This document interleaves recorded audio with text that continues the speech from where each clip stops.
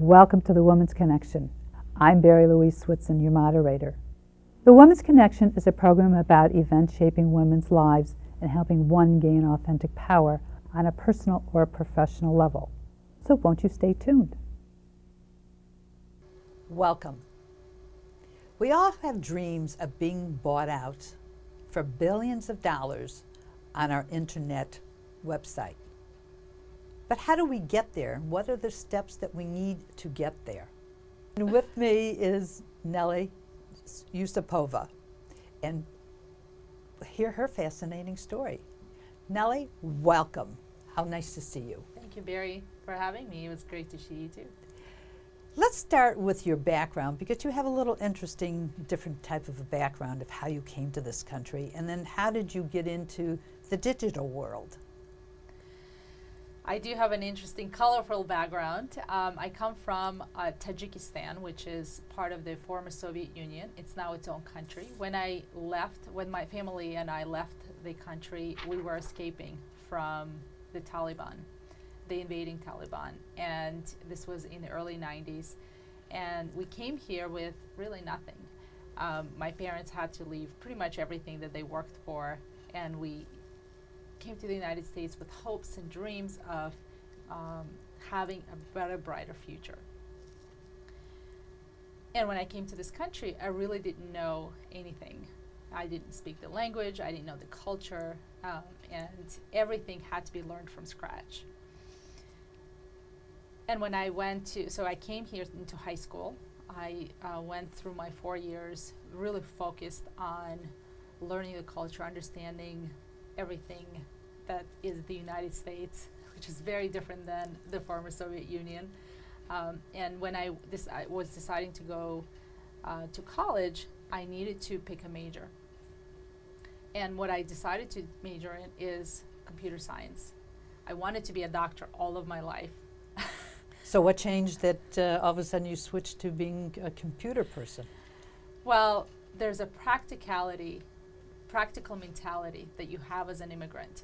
I thought that the first paycheck a real paycheck that I would get was going to be when I was 35, which seemed super old to me at the time.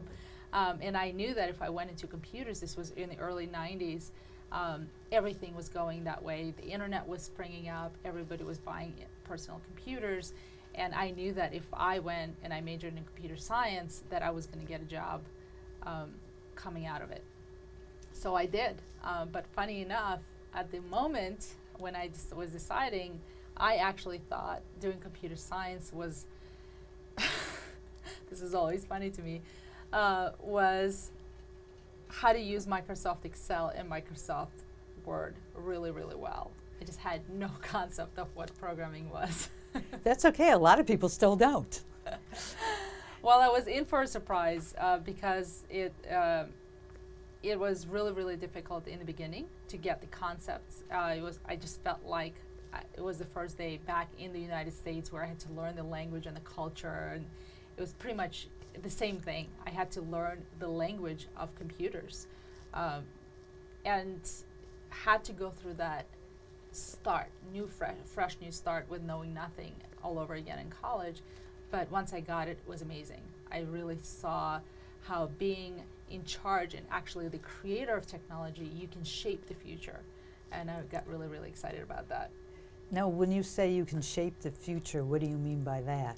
Well, when you're creating products and services, as a computer science person, or as a developer, you can decide how a product works, what it does, the intricacies of how it's designed, and you sitting at the table when the product is being designed versus just the end user, you can have a say in what happens in the future and how that product is used.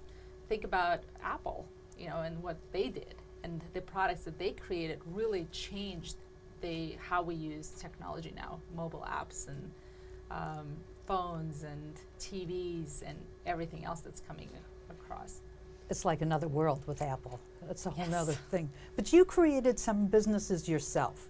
You just, got lucky with Web Girls, then you did Digital Woman and TechSpeak. Yes. Let's start with Web Girls, because I love that. So Web Girls International is a company that started in 1995. It's a community of professional women who are in or interested in technology, who are leveraging technology to become more successful in their careers and businesses. And I joined Web Girls in 1997 while I was still in school. And the mission of Web Girls is amazing. And I just really,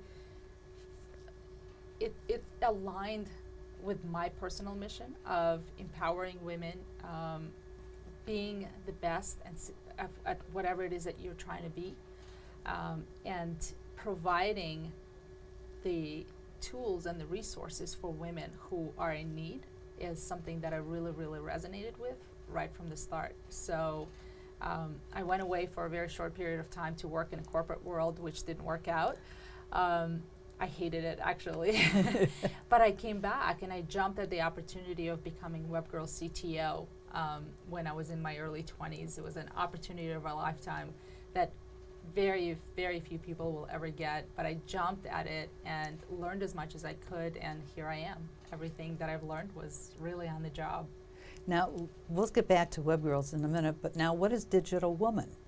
Digital Woman is a consulting company that I started.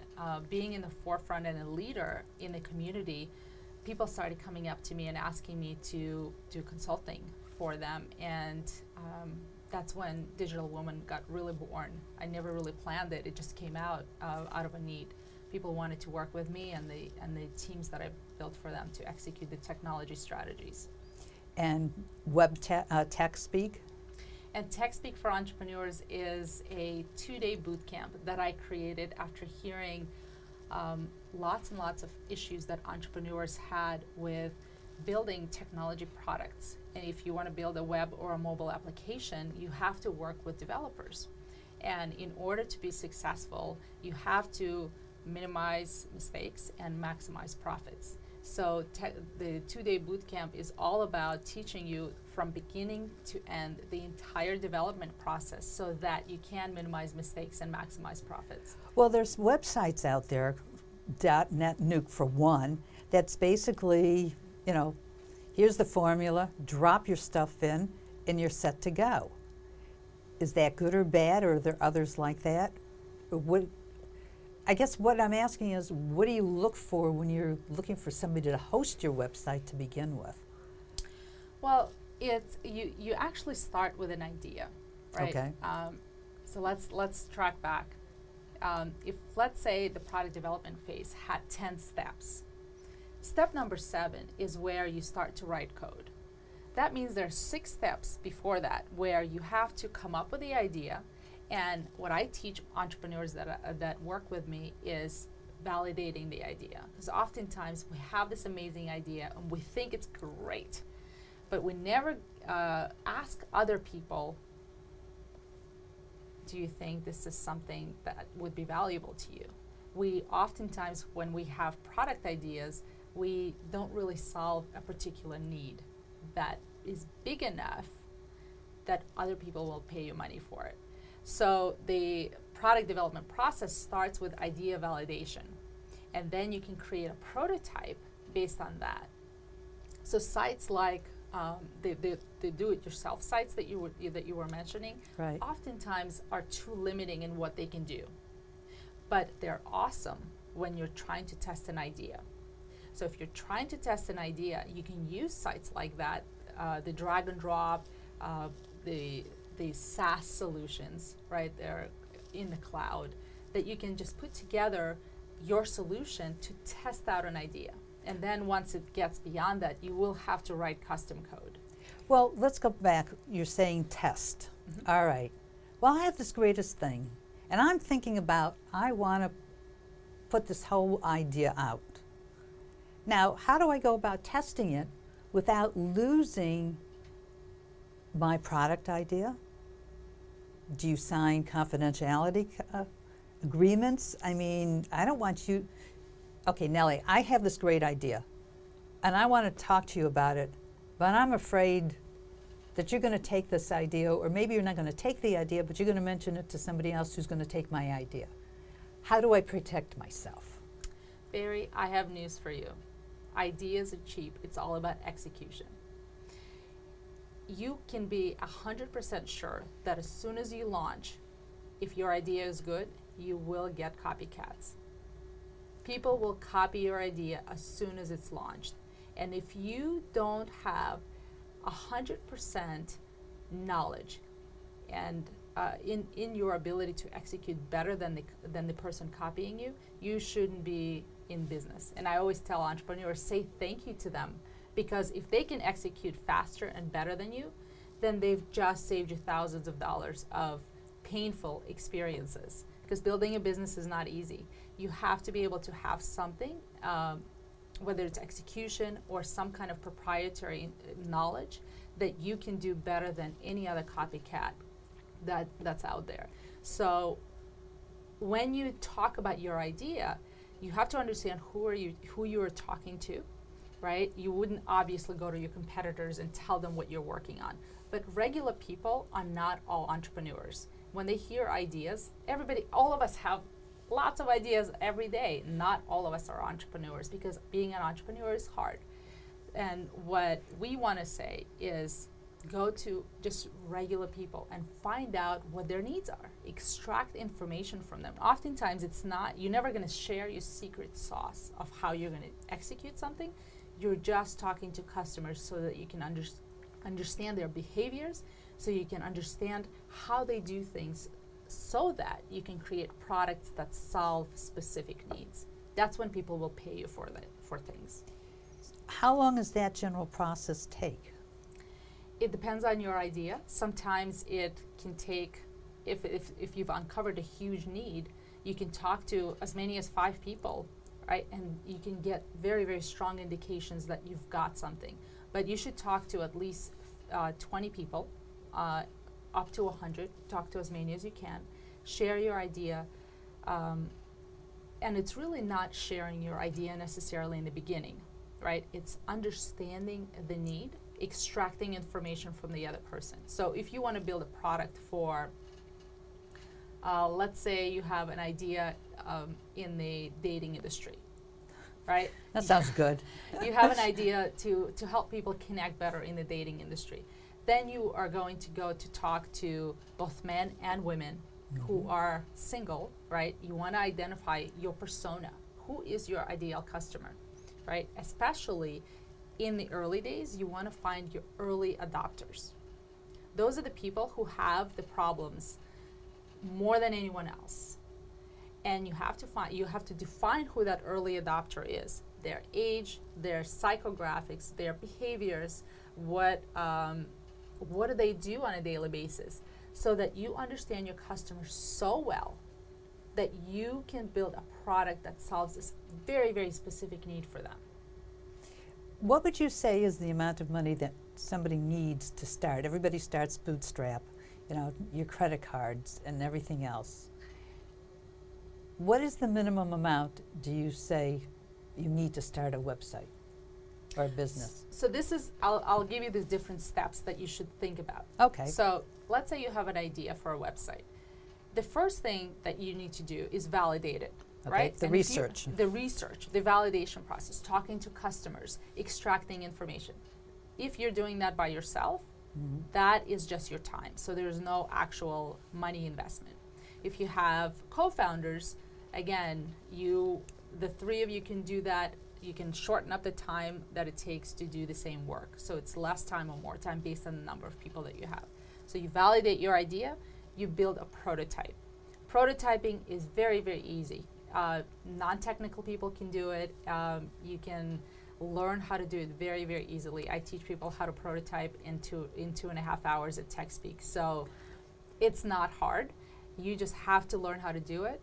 A prototype is basically anything. You could have a paper prototype. You can also have use PowerPoint and just draw your idea of what the user flow is going to be, what your application is going to look like. And oftentimes those tools are just drag and drop. So whatever you envision your product is going to be, you can build a prototype of it.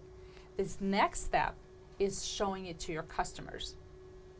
Before you even build anything, you can show them what you're thinking about, and then if you need to modify your prototype, it's much easier and less expensive to be able to do that.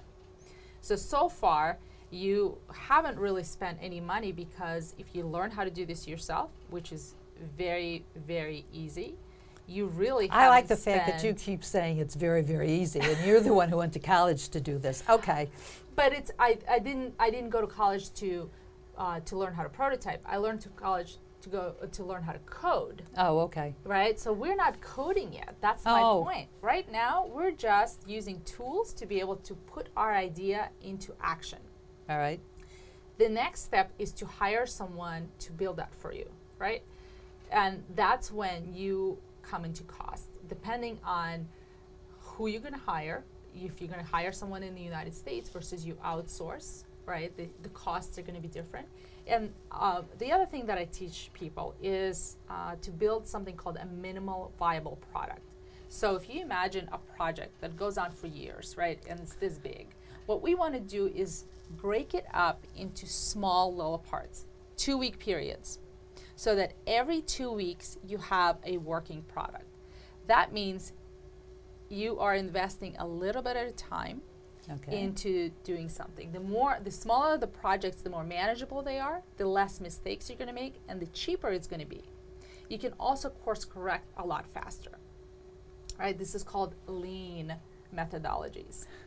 I got to learn all these new words. Okay. And so with lean methodologies, you can really spend very minimal amounts and minimize mistakes by a lot. So instead of building this whole big thing that will take 6 months to a year, you really are building things in small pieces, and you're testing it all along the way with your potential customers, and you're listening to what's going on and what kind of changes you need to make to your product.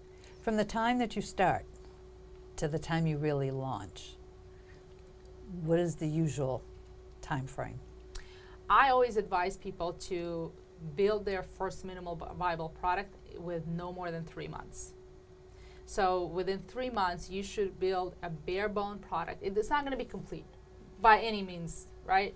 But it's going to be, the sooner you can get something out online and people start to use it, the faster you can start to learn what's working and what's not working, right? So, and then you can do your course corrections. And you're constantly building, but the first version of your product should take no more than 3 months. You're ready to launch. Then what? You send out this massive email, you put it on Google and Google Plus, and what do you do?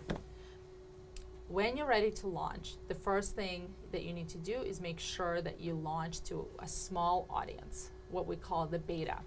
Okay. In the beta phase, people will be much more apt to forgive you for your mistakes.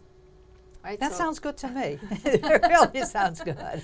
So if your site crashes or you get links that are not working, whatever, if you have beta on your site, people will forgive you for that.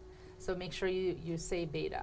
And then you need to constantly correct mistakes before you do a lot of push into your site. So doing social media marketing or buying ads to drive traffic to your site. Wait until your product is stable enough that you can actually handle the traffic. Then, once that happens, you can create a marketing strategy. You need to leverage social media, which is great. It's inexpensive, right? People say that social media is free, but I very much disagree, because it takes a lot of time to get to do it correctly, right? And your time is not free. That's very true. So social media is great. You can do search engine optimization, which is a way of driving traffic organically to your site. The best way to do that is to start a blog. So you can have a product and have a blog that will educate people on the industry that you're in. Your blog will be the tool that will drive traffic, or it will be the entry point for a lot of the people from the web, and that's how they potentially discover your service. Well, do you start a blog before you launch? Even you. Absolutely. So basically, you're doing two things simultaneously. Yeah, I actually recommend that people start to build a following through social media and blogging way before they build their product, because that's a great way to actually build your user base, so that when you launch, you already have an existing community that you can turn to and say, "Hey, we've just launched this product to solve your issues." And Well, let's step back a second here. On the blog, is there one site better than another? Because I know there's WordPress and there's something else and something else. And I understand like one of them is very difficult, but yet it's the best one around. How do you choose which blog to use that's going to be beneficial to you? my blogging platform of choice is WordPress. Okay. It's so there's two types of WordPress blogs. There is the self-hosted, and then there's WordPress.com hosted for you as well. So if you just don't want to bother with setting up anything, you can just go to WordPress.com, create an account, and within seconds you can write your first blog. Now, is there a charge for that? It's absolutely free Okay. right now. But there's a limitation if you want to put ads on it, or if you want to change things around. You have to work with templates, and there's a limitation on what you can do, right? But WordPress.org is an open source platform, WordPress, where you can download it and install it on your hosting account, and then you can do basically absolutely anything with it, because you get all the code. You can hire a developer to change your template, to customize it for you, and WordPress has a lot of plugins. Plugins are pieces of code that you can just plug into your existing WordPress and add that functionality to it. So if you want to have a membership site, there's a plugin for the membership component of it that you can just add to WordPress, and then you can have a membership site as well. Okay, so I'm a little confused here. How does it get disseminated out to the world? So once you install WordPress on your server, you will go to the admin area and start publishing your posts. On the internet, just like a website. Yeah, absolutely. But what's the difference between that and using WordPress.com? .com. Once it's installed, there is really no difference. The interface is the same. You go to the admin area, you say, I want to write a blog post. You just fill out a form with the title, the body of the blog post, click publish, and it's magically up on the internet. And the reason why... I'm having a little difficulty. Yeah. Okay, so you have a website. No, you don't have a website. It's magically up on the internet. Mhm. But where does it go? Does it go to my subscribers? Does it just go out in the urethra? So once you publish the blog, Yes. there is something in the blogosphere, something called RSS. Aha. So RSS is a way for people to subscribe to your blog, Okay. so that you don't have to go to my site every single day to check when I publish something. As soon as you publish, publish a blog post, all of the people who subscribe to my blog through RSS will automatically be notified. That's the beauty of blogs. You never have to email them. You never have to do anything. It's done automatically through RSS. So if it's in my website, I have my website and I download the .org part and I hit publish, it just goes out to people who are on my RSS. Yeah, people who subscribe to your RSS feed. But let's go back. How do people find out about my RSS? That's something that through marketing, you have to drive people to your blog. Okay. And again, social media, paid advertising, banner ads. The other way to do it is actually guest blogging, right, on other people's blogs and linking back to your own blog. Okay. So it's basically driving traffic to your blog, and the more great content that you write, the easier it's going to be for you to convince people to subscribe to your blog posts, because they'll say, "Oh wow, this is an amazing blog post. I want to know what Barrie has to say every single time she publishes something. So I'm going to subscribe."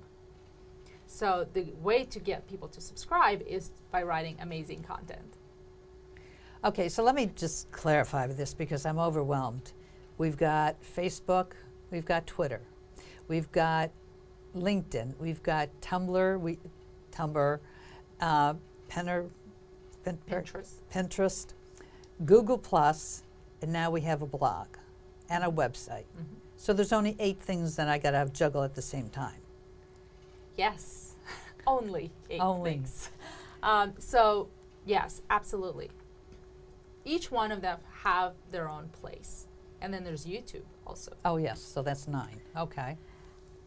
So this is how I advise people to set up their social media presence. The blog is your hub, right? Everything that you publish, every single type of content that you publish should be accessible through your blog. So if you have a presence on Twitter, if you have a YouTube channel, if you write your own blog posts, if you do whatever it is that you do, you should make sure that people can come to one place and access that, find you there. So that becomes your hub. And each one of the platforms, Twitter, Facebook, Pinterest, have their own power. They have the pros and the cons. And while there's so much going on, you can only pick 1 or 2 where you can have the best return on investment, which is your time.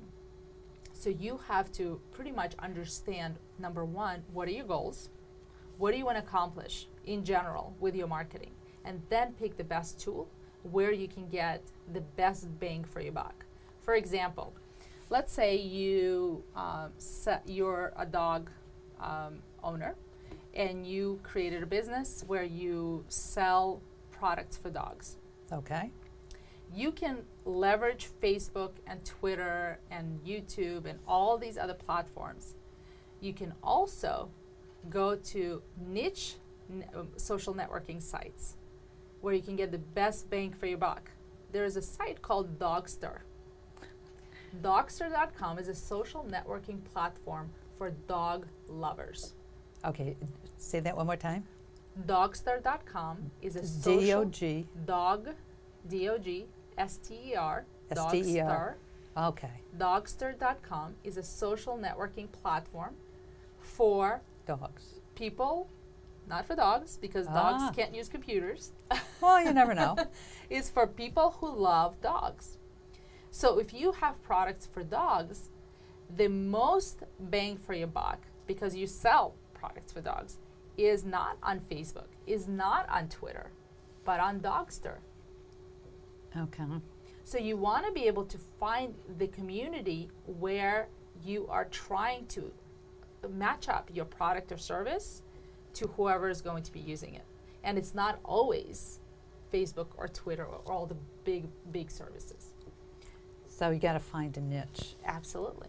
I always say the more, even when you're creating a product, if you have a product that serves a niche, it's going to be easier for you to market it because you can talk directly to that customer that needs it. All right, so we've launched. Yes. Okay, we'll go back to we're launching. Then what do? You start posting all over the world and marketing and so forth and waiting for the world to come beat a path to your door? Yes. Well, if you build it, they won't necessarily come. Is true. That's why I, like we mentioned already, highly recommend that if you can start building your own community and your own following before you build and before you launch, that's always great. It's so much better than launching and then starting from scratch. That way you're not losing momentum. Then you also have PR. If you can write articles for other people, if you can get on TV, on radio, on again finding the blogs, right? Get profiled in other people's blogs. So figure out a way that you can drive traffic back to your product or service. I just said, talking about putting an article up on somebody else's website, I answered a real estate question on a website, and this journalist from the Wall Street Journal called me, and she wanted to interview me. So she interviewed me, and she took a lot of notes because I could hear it in the background. And then when it was submitted, the editor changed it, and he didn't use my name, but a lot of my ideas were there. But it was kind of cool, because it was like I answered somebody's question about finding a neighborhood in New York here, and it was like, wow, I've never had that experience before. It was neat. Well, what's interesting about now, it's so much easier to do things as a result of social media. You're really not at the mercy of anyone. If you become an expert in your field, and whether it's on Twitter or on Facebook or any of the platforms that are out there, because everything is so public, reporters are now going directly to people who post something. And Yes. I've heard countless of cases where you post something or even your opinion on a specific topic, and a reporter will reach out to you and say, hey, I saw that you are an expert in this. I'd love to interview you or get your thoughts on this topic for the article that I'm writing about. So the social media really, really helps with that. You just have to be more active in it and be proactive about it. What do you think are the reasons that more women don't get into the internet and start a website? Or I should say a business. That's a great question. I think the internet is the greatest equalizer. It provides so many opportunities for women or for people who are looking for flexible schedules. I would highly recommend that they do. The reason why I think that more and more women are not getting into business online is because of this fear that they can't manage the tech process. Women generally, predominantly, are not technical. And so the idea of going in and managing this tech business with having no technical skills is scary. It is really scary. And So what do you do to overcome that? I mean, it's the fear factor, right again. it's the fear factor. And I've actually, because of my background, I've had to adopt a never fear what you don't know attitude. When I came to this country, I knew nothing. When I went into college, I knew nothing. And it kind of just teaches you that the reason why I became an expert in my field and came here and learned all of these things is because I really wasn't afraid of new information. I didn't say, oh, I'm too afraid. Failure was never an option, right? I was forced to just grow up with that notion that you cannot fail. And so as a result, I couldn't question the fear. I have fear all the time, but I go past it. I say, okay, what do I need to do? What questions do I need to ask? What books do I need to read? Who is the expert at this that I can learn from? What courses do I need to take? And it's really just about an attitude, because not everybody knows everything. I became a CTO, and I turned on the computer for the first time in college. That was, it's unheard of. A lot of people think that I grew up with technology and computers. No, it's something that I learned. And so for women who are afraid, you just have to just say, yes, fear is a driver, right? You can use your fear to fuel you. It's a good thing. Right. And so then you just say, okay, what are the next steps? What can I do to get myself to the next point? What can I learn? What questions do I need to ask? Who can I connect with? I created TechSpeak, the boot camp, just for that. And there's lots of different classes online that you can take. The internet is your resource. Now, you mentioned to me when we were talking, when we met, about 2 books that you highly recommend. Yes. What were they again, and why?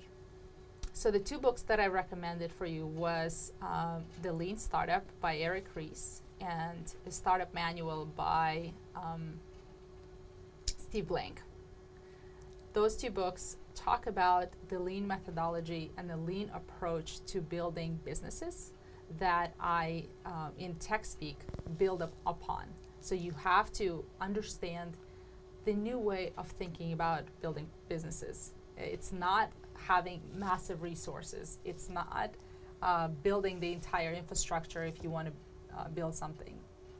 It's really taking one step at a time and validating your ideas all along the way. And it just saves you money, it saves you time, it increases your chances of success. It doesn't guarantee success, but it increases your chances of success. And I highly, highly recommend that approach. I use it in all of the products that I build, and it's revolutionary. Are there any markets that are oversaturated on the internet? I think that being oversaturated is not necessarily a bad thing. When you look at markets, you have to figure out what's wrong, like figure out what the problems are and how to do it better. Going into a new market is oftentimes harder because in addition to building your product, you have to educate the consumer. That's the tough part. That's right there. the tough part. Because they're always resistant. Well, what do I need it for? What's it all about? Exactly. So going into a saturated market, but figuring out what's going to make you unique is actually a lot easier oftentimes.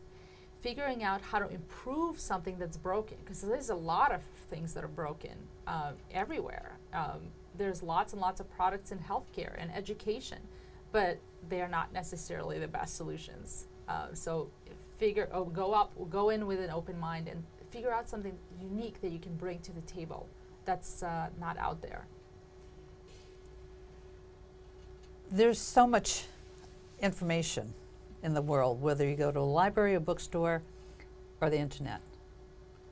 Where can somebody really focus and go if they want to start a business? The first thing I would recommend is using the search engine. It's an unbelievable resource where you can find free and some very inexpensive classes and courses and articles and blogs. And once you narrow down and figure out where your holes are, where are the holes in your knowledge, I would then recommend that you figure out how to take a class. Tech Speak for Entrepreneurs is a perfect example. It's a boot camp. In 2 days, you pretty much learn the entire development process. There are those classes, and Tech Speak is not the only type of class that you can take, but those classes will really shorten your learning curve. The other thing that I would recommend is joining communities like WebGirls, and there's a ton of communities online. You can go to meetup.com and Quora.com. Those are online communities where you can connect with people. As a group, you can learn a lot quicker than through information exchange, and then you can on your own by Googling and reading and all of that stuff, because people share resources, and you can use those communities to ask very specific questions. Like, I'm very amazed oftentimes on WebGirls where we have discussion lists and somebody asks a question and like there's a response like 2 pages long, and I'm like, wow, somebody actually took the time to respond, because people want to help other people. So if you can find the right communities to join, you can ask questions, you can get resources, you can also learn from them. It's a great way to shorten your learning curve. What do you think of crowdsourcing as a way to find backers for your project? I think crowdsourcing is great if you have an actual physical product. If you have an internet-based solution, it's going to be very hard for you to go on Kickstarter, for example, to convince people to pay you to build software, because oftentimes software is inexpensive to build, and it's going to be very hard for you to go that route and use crowdsourcing to be able to raise money for that. However, you can go to investors and angel groups to help you fund your endeavor. What they would look for in the software product is traction. They want to make sure that you can get your version 1 up and show some kind of interest from customers. And then it's going to be very easy for you to go into angel investors and say, hey, this is what I'm building. Can you accelerate me to the next step? There's a great community online, angel groups that you can join and see what people are investing in and figure out how you can connect with them. Sounds like using angel investors that you could also find out where there's a niche for you to go into and build a business. Absolutely. There's so much information online. All you have to do is just look, and once you see enough, you start to figure out where the patterns are. And pattern matching is really important in figuring out what space you want to go into, where the problems are, and talking to customers or to people in general is a great way to do it. I know a person who wanted to be in the real estate market business, wanted to build a product there, nothing else. That was the idea. So what did he do? He went and started talking to real estate people and asking them about what was their day like. What do they do on a daily basis? What is their process? What are the biggest pain points that they have? And by learning everything, he wasn't even in the real estate business. By learning everything that they do on a daily basis and what problems they have, he was able to build a product that solves a very big problem for them. What was the name of the product? The website. Don't tell me Street Easy. It's not. I can't remember it now. Oh, okay. I can't remember it now, but it was an iPad application. So basically the problem that he was discovering is how they list an apartment. And somebody would have to go and take some pictures, right, go back to the office, upload them, and then there were faxes back and forth to be able to make changes. And so what he created was an iPad application that the person, when they're at the facility, at the home, they could take pictures, and through the application it automatically gets uploaded. Nobody needs to send faxes back and forth because people can enter information straight into their iPads or online, and it streamlines the process. And he found that out just simply by talking to potential customers and extracted the information. That's doing your research. That's doing your research. And created a really successful product. In the closing moments of the show, what would you like to leave the audience with? Never fear what you don't know. It's really so important. Everything that I've done in my career, that has been the one thing that I always turn to. Every new opportunity, every new thing that happens to me that seems scary, I just go back to it and I say, I already used it in every single scary situation. And it's really taking that fear and letting it fuel you to success. Nelly, it's been wonderful having you. I thank you so much. And I hope you've enjoyed learning how to build a website business also. Look forward to hearing from you and your escapades on the internet. Write us here at The Woman's Connection. Bye now.